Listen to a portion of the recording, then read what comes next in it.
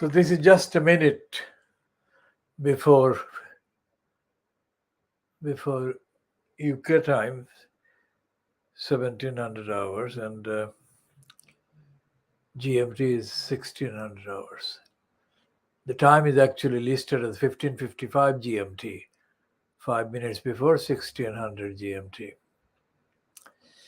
On Tuesday, 13th of September 2022, Baby Angel Geronimo editions of the Khoodeelaar television channel, broadcasting from the UK on the internet, not on satellite, not on terrestrial, not on cable networks. Now, the Khoodeelaar television channel is running under the theme, under the banner of the Khoodeelaar television channel, Baby Angel Geronimo editions. Baby Angel Geronimo is a member of the camelid family, alpaca. This baby is a special baby who was born in New Zealand,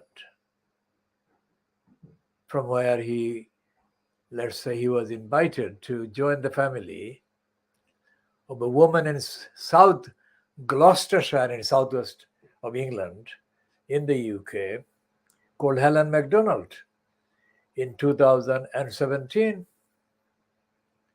Everything that Baby Angel Geronimo has been treated to by the UK Central Government Department is found present in the behavior of the government and its department, its personnel, in every other section, every other agency. Every other agency is a reference to the depraved DEFRA. DEFRA is the UK Central Government Department, which is supposed to be the department safeguarding the environment. And we shall be going to the description of the DEFRA as contained in the wiki entry. As contained in the wiki entry. Just for brevity.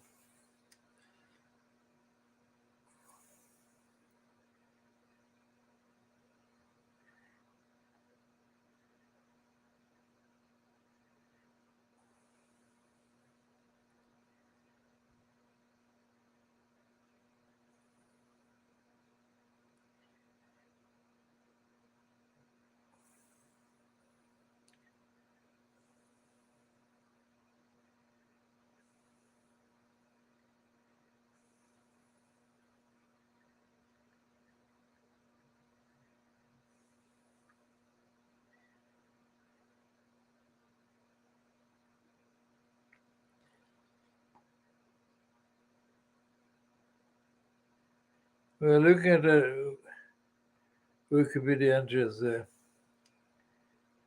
on Imran Khan as well, but we'll come to that later in this edition.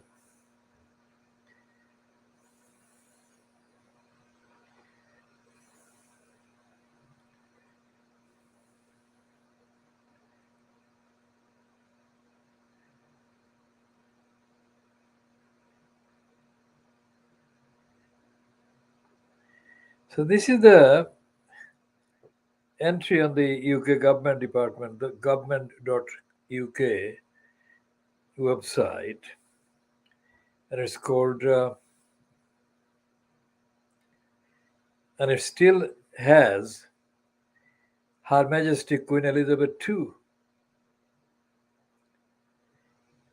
as the main banner because her passing is being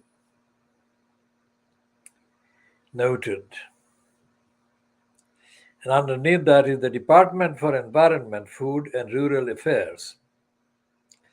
Department D for Environment E, Food F, and Rural R, Affairs A. So that is DEFRA. DEFRA.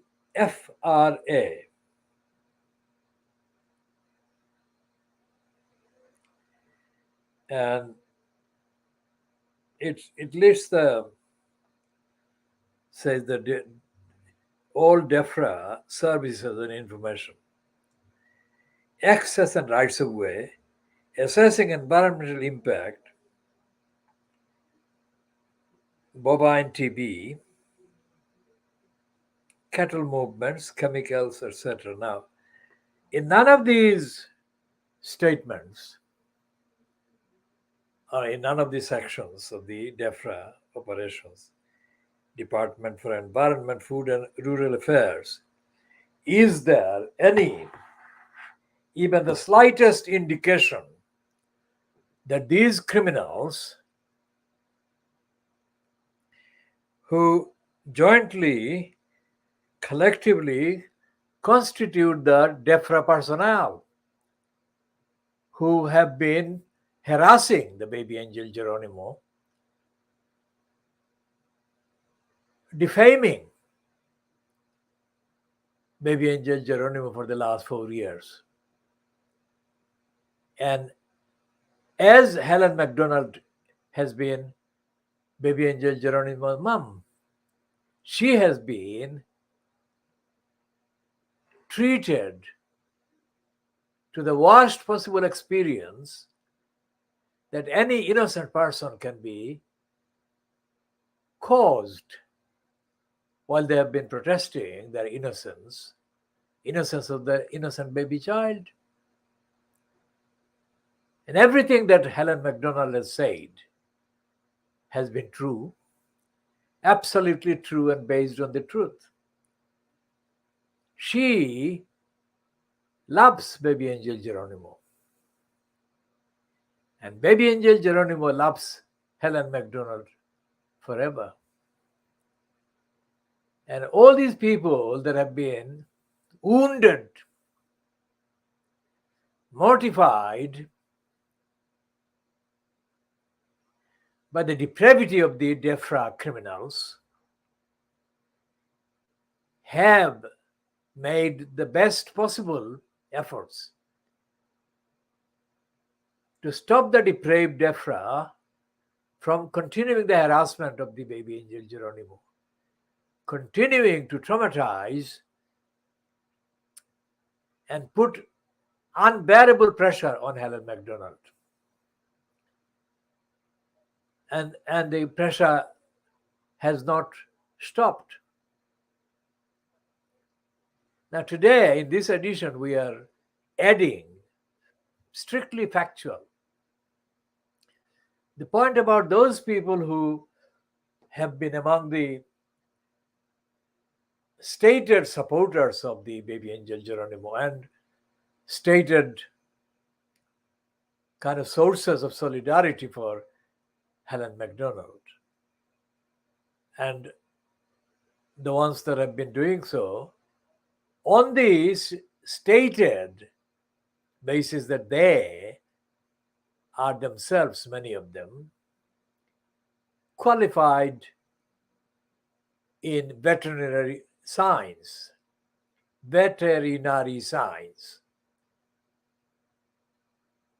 meaning that they have got enough scientific training and practice and experience and knowledge to know the difference between the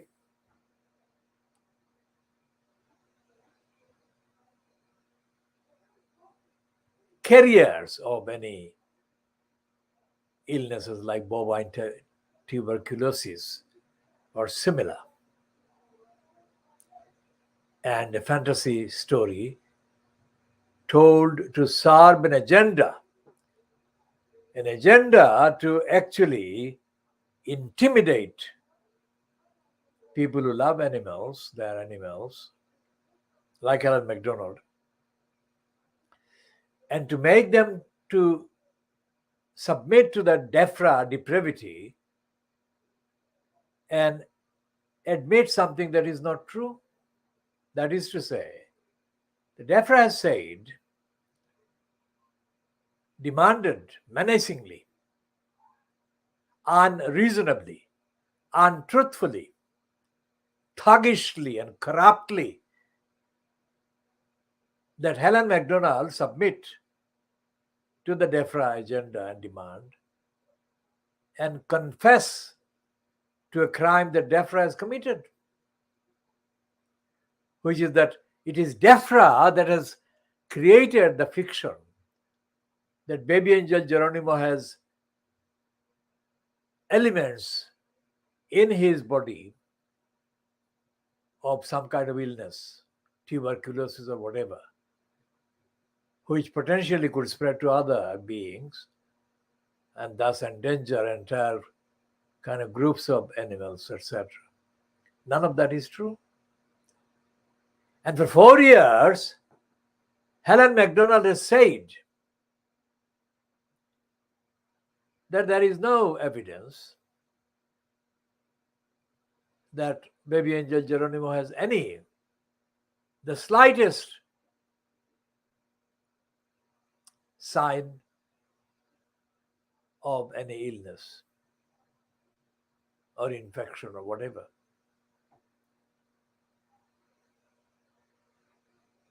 Baby angel Geronimo's original mom in New Zealand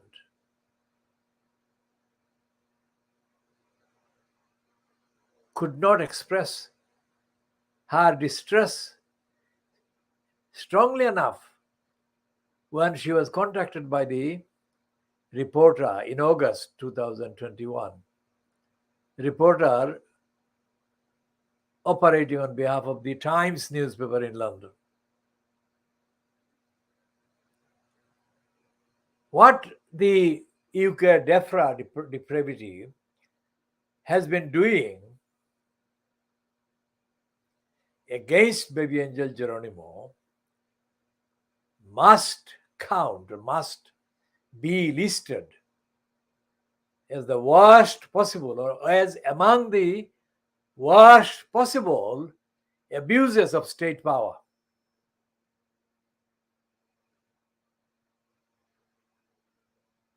Anyone who has met baby angel Geronimo or has seen him by a video standing with Helen MacDonald, almost everyone has become instantly, for life, fond of the baby. Most of these people have lacked individually political power to mount a significant challenge, opposition against the criminals at depraved DEFRA to stop their attacks on the baby angel Geronimo.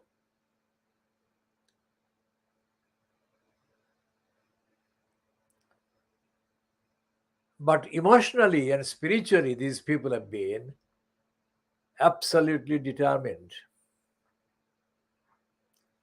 to share their sorrow and their feelings and their love for the baby angel Geronimo. And they have privately and also in public, they have communicated to Helen MacDonald their solidarity with her. Essentially, what these people who have actually had or still do have kind of professional careers or engagements as veterinary surgeons or vets.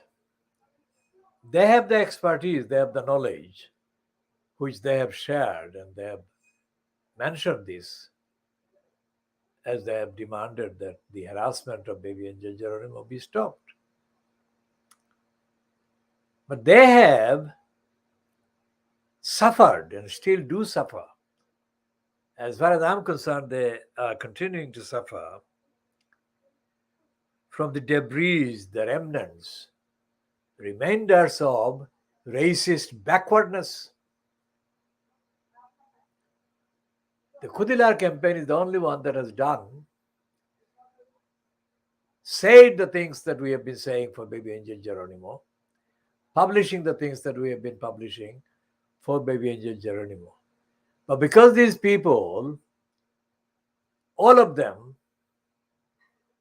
have degrees of racist backwardness, ignorance, and stupidity. Hello? Who's that? Sorry, you have to give me one minute.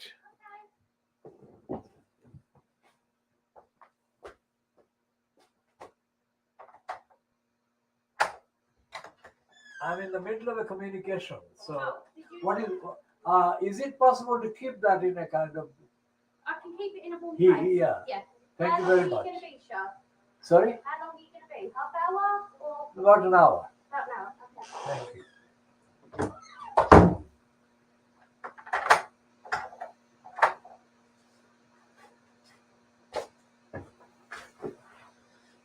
So these people have and do carry various titles and degrees and whatever, but essentially they are all backward and ignorant and racist. So despite the fact that they have the technical know-how and knowledge and whatever, which they could deploy and use to analyze the lies of DEFRA against baby angel Geronimo in the context of the harassment of baby angel Geronimo, the forensic clinical kind of basis.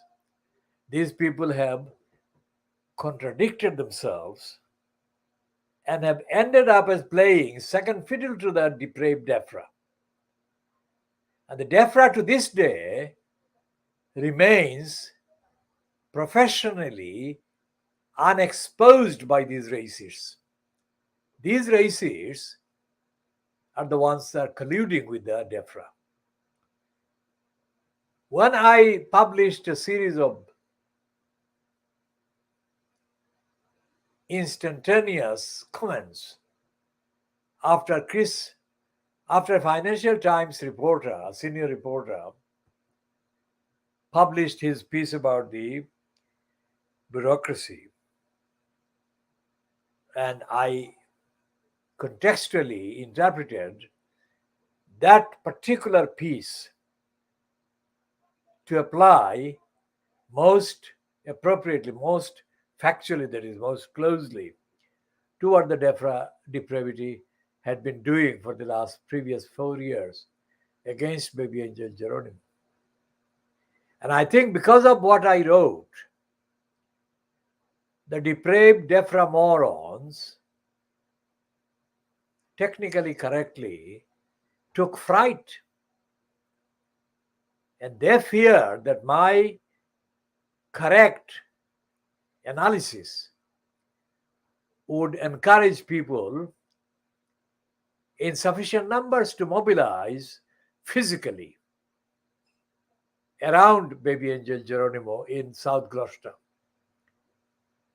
and create a human shield against anyone coming to cause any physical harm to the baby.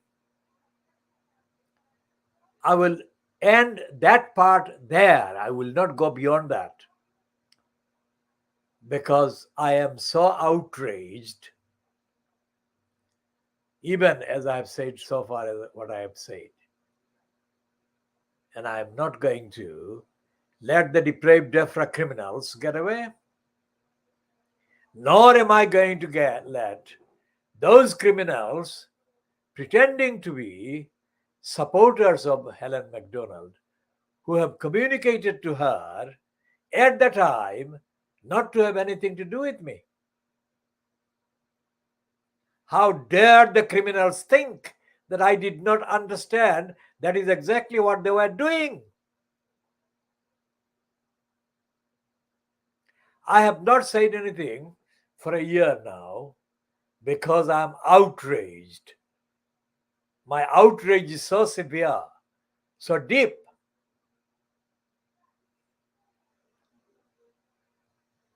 So let those criminals be on notice. Their stupid display outside the DEFRA department, Marsham Street, was absolutely pathetic. I am the campaigner, you morons. I have defeated UK central government department crooks in a way that no one has done. You are mental slaves, you morons. You were thinking of your petty, pathetic careers.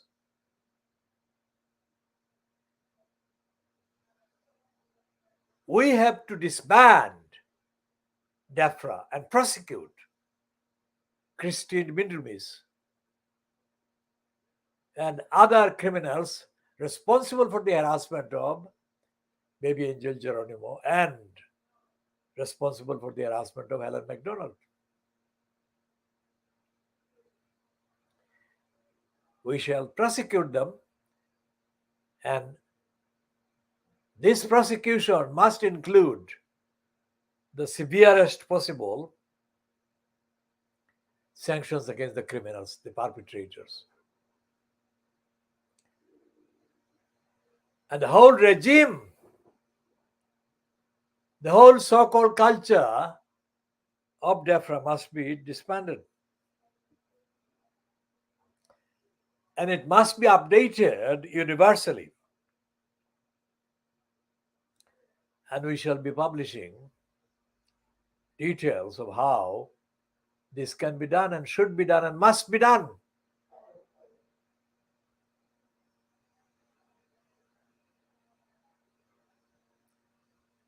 Helen Macdonald has been misled by her so-called friends. Now she, as a white woman, has been caught in the trap. If she actually had said anything remotely agreeing with me at the time in September 2021, then her racist friends would misinterpret all of that. I mean, that shows the actual evil state of racism in this country.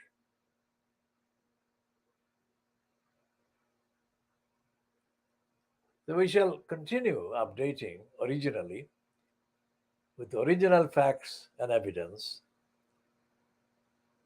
in due course. Now, going back to Pakistan now, this is not the Pakistan that existed from 16th of December 1971 up to the time when Imran Khan was ousted by the foreign imported kind of regime change operatives in Pakistan. This is the Pakistan that Imran Khan has begun to relate to in the context of August 1947. So if you are new to this commentary about Pakistan, this is the very fundamental, significant fact that you should know.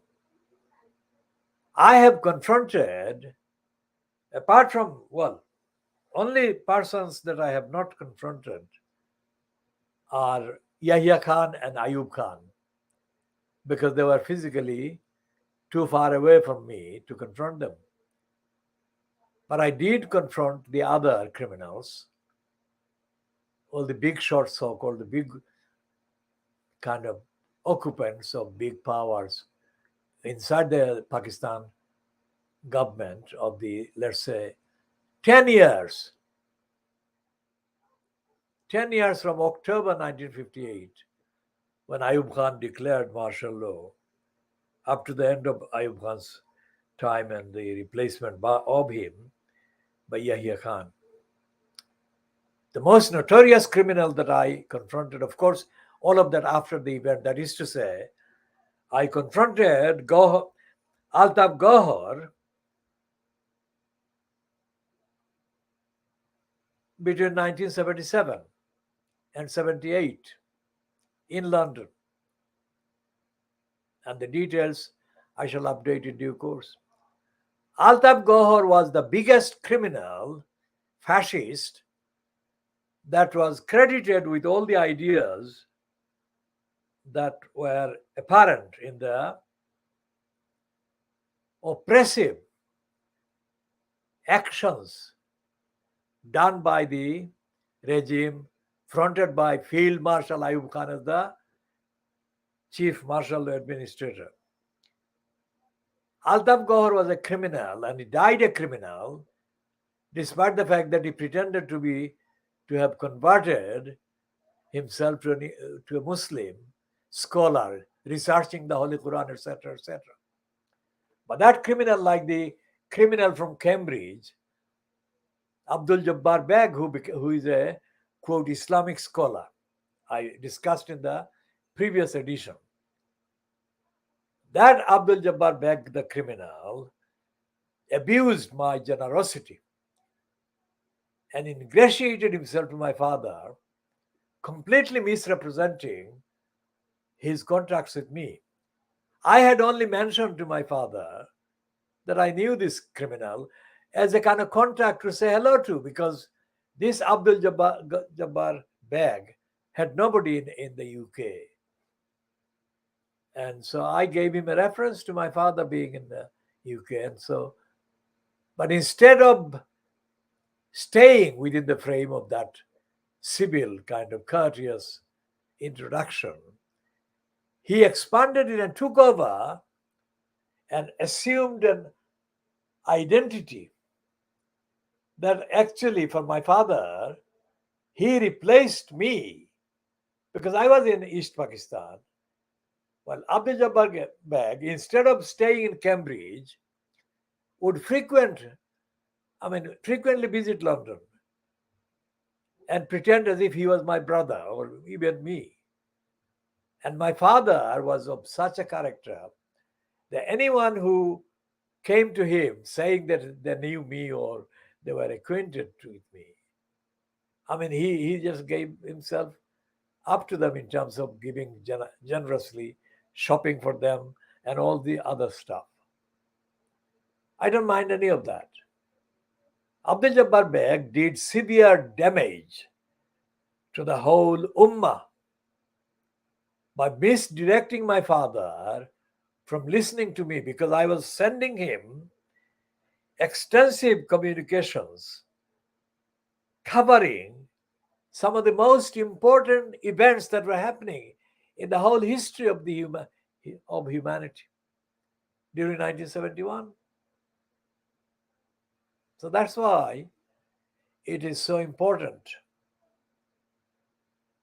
to treat every crime committed by Abdul Jabbar Beg. Beg is spelled with B-E-G-G, with as much elaborate factual reference and contextual exposition as I can manage, so that the future of humanity can be served accordingly by referring to the behavior of evil people who abuse the generosity. I come from a very generous, extremely, exceptionally generous background. My great-grandfather, the saint, the Bad Shah, as I said yesterday and as I said previously,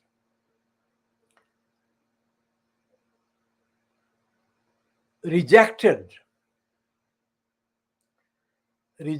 over decades serious offers of wealth that he had earned in a secular sense. That is to say, he had benefited people, he had helped people, and who wanted to repay him for the help. He saved lives with God's help, but he saved lives. He was the means, if you like, for healing so many lives.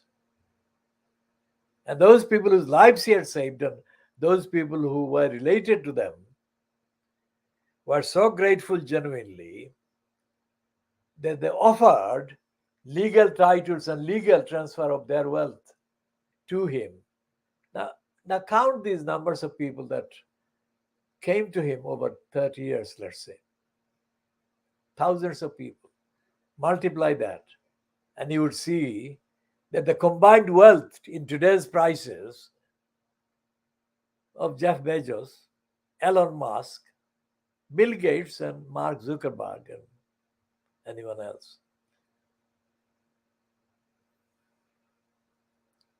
would be very small indeed compared to the wealth that my great-grandfather was offered.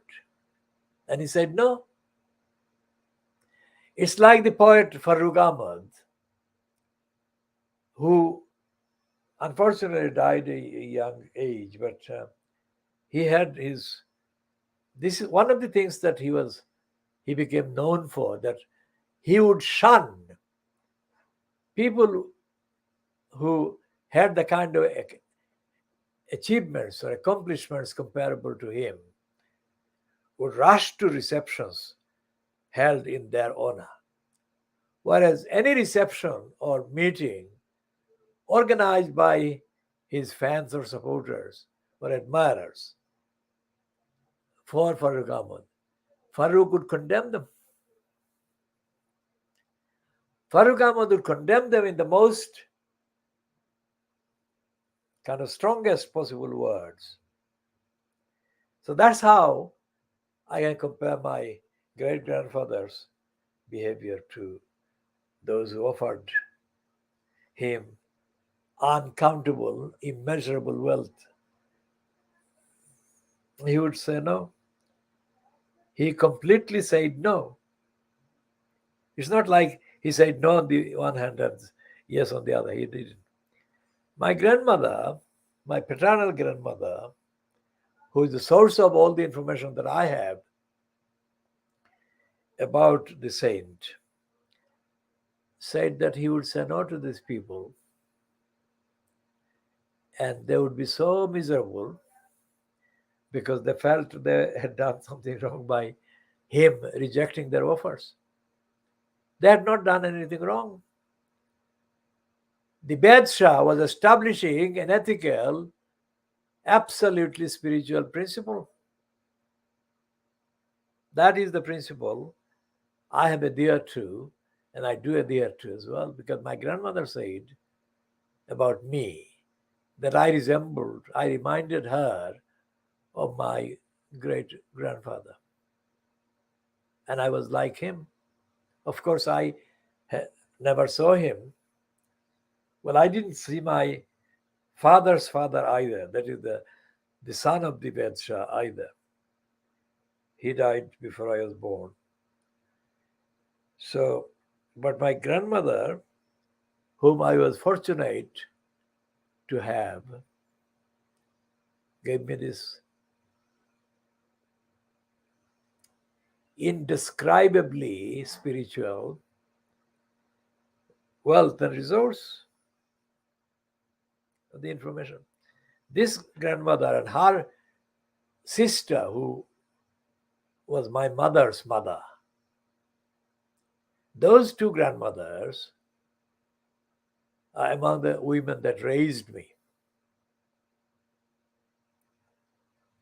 And the privilege with which I was kind of blessed with this, their love, and kind of, it is beyond words. I can't describe them. They would compete with each other to hold me when I was a baby or child or whatever. Of course, I was not able to do anything to stop them doing what they were doing because they were kind of as sisters, they were fighting to hold me. I don't know why, but they did that. And they would do anything to make me happy. Especially with my grandmother, my father's mother, the Nessa. Once she would carry me in her arms to see relations. I mean, the distance covered in the walk that she would take carrying me. Let's say it would take about 20 minutes to 30 minutes. And in that time, 20 to 30 minutes of that walk, I would ask her questions, which is not unusual, but it was unusual in the most unique way. Because she said, she didn't complain, but she said, how do you have so many questions? I mean, and I have I have not stopped having questions. Anyone comes in front of me, presents me with the scope and the opportunity to ask questions about it. So I shall go into those in the later edition. I think somebody interrupted me a few minutes ago, and I have to kind of attend to the reason why they interrupted. So this has been how long? 36 minutes, 37 minutes long. We shall come back to this in the immediate possible opportunity. Wherever you are, I don't say kind of silly things, but I do mean take care and be careful. And anyone who is in the vicinity and the proximity of animals, especially kittens and squirrels and bunnies and so on, look after them. And every time that you look after an animal, well, a human as well, but animals, you perform an act of ibadat.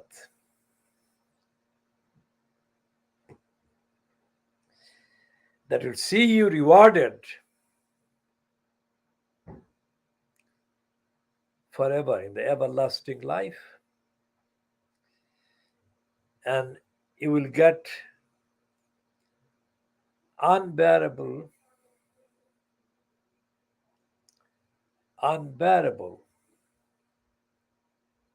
remorse and regret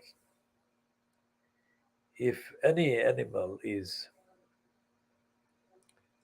caused any suffering or any harm post facto. That is to say, if you find out that you didn't do what you could have done to save or help or serve or protect an animal who then became exposed to any damage or harm, all the animals are absolute blessings. But kittens, I call kittens all cats of all ages, are especially unique because one of the Prophet's followers, contemporary followers, Abu Huraira, father of cats, would carry one cat or more than one cat wherever he went. And this is the man also credited with writing the largest number of anecdotes and sayings of the Prophet. Amazing. So look after cats and kittens. Even if you are not a Muslim, you are still blessed for loving a cat, a kitten. So we shall come back hopefully. And let's see